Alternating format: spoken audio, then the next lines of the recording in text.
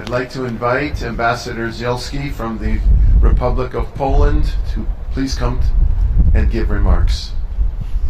Dzień dobry.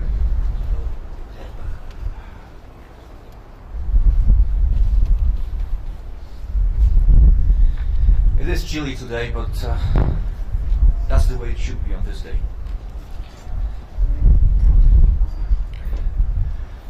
Survivor, Minister, Leader of the Opposition, Ambassadors, High Commissioners, Members of Parliament, Senators, leaders of civic organizations, members of the Jewish community, members of the Polish community, ladies and gentlemen.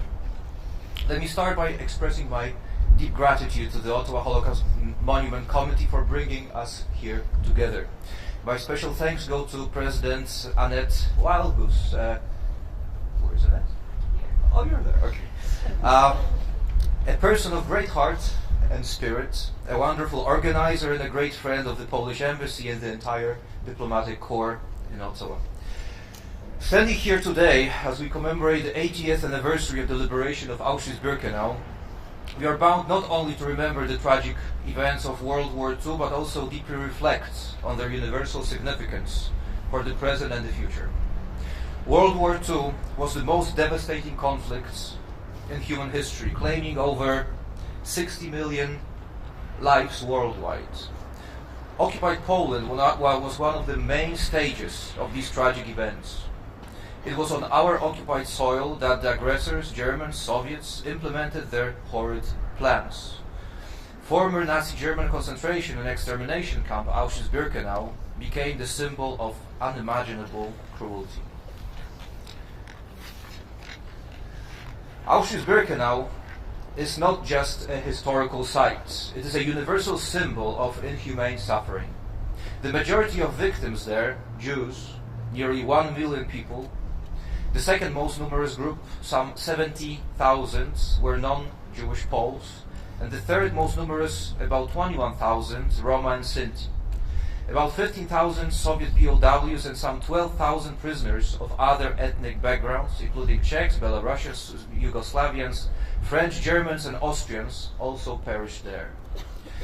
As a Pole, my consciousness is filled with images of history, including these events.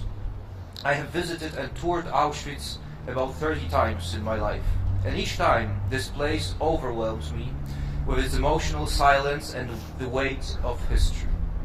For us Poles, despite passing time, the topic of World War II is one of the cornerstones of our national identity. With this, we understand that in other parts of the world, access to knowledge about these events is much more limited. This is why we make sure that the education about the Holocaust and Auschwitz remains vital on global scale. It is through education that we have a chance to protect our future generations from similar tragedies. Today, at Auschwitz-Birkenau Museum, the extensive commemorations are coming to a close. A large-scale event with participation of thousands of guests from around the world. Around 50 survivors. 4 of them spoke in the presence of the heads of states and governments, including Poland's President Andrzej Duda, King of the United Kingdom Charles III, Prime Minister of Canada Justin Trudeau, German Chancellor Olaf Scholz, and many more. This recognition is extremely important. It helps to carry the message to the entire world, a message of humility in the face of unimaginable drama. For all of us, including diplomats, civic organizations, educators, the duty to preserve the memory is crucial. We must resist disinformation that seeks to diminish or distort the truth about the Second World War. Our task is to promote wisdom that will help prevent such tragedies from recurring in future. In a moment, you will hear from my good colleague, Mr. Piotr Dzielski. He has been director of the Auschwitz-Birkenau Museum since 2006. He has been an icon to those dedicated to preserving the memory of World War II, the Holocaust, promoting human rights and combating distortion, anti-Semitism and intolerance. For myself, I thank you for your presence here and commitment to this exceptional anniversary. Together, let us build the world where Auschwitz remains only a historical symbol and not a returning reality. Thank you.